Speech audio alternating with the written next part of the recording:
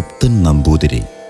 കഥകളിപ്രിയനായിരുന്ന അദ്ദേഹം ഒരു ദിവസം കഥകളി കാണാൻ പോകുന്ന വഴിക്ക് ഒരു സ്ത്രീ അദ്ദേഹത്തെ പിന്തുടർന്നു. ഗുപ്തൻ നമ്പൂതിരി ഗുരുവായ കേശവപ്പള്ളി നമ്പൂതിരിയുടെ മനയിലെത്തിയപ്പോഴാണ് തൻ്റെ ഒപ്പം യാത്ര ചെയ്യുന്നത് ഒരു യക്ഷിയാണ് എന്ന് അറിയുന്നത്. യക്ഷിയിൽ നിന്നും രക്ഷ നേടാൻ ചോറ്റാനിക്കര അമ്മയെ അഭയം പ്രാപിക്കാൻ അദ്ദേഹം നിർദ്ദേശിക്കുന്നു. ദേവിയുടെ കൈകളാൽ വധിക്കപ്പെട്ട യക്ഷി മോക്ഷപ്രാപ്തി ലഭിച്ച് ചോറ്റാനിക്കര ക്ഷേത്രത്തിൽ ഉപദേവതയായി കുടികൊള്ളുന്നു.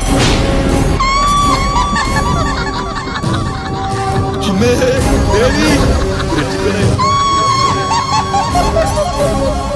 അമ്മേ ദേവി രക്ഷിക്കണേ, ചോറ്റാനിക്കര അമ്മേ, അമ്മേ ദേവി രക്ഷിക്കണേ, രക്ഷിക്കണേ, രക്ഷിക്കണേ.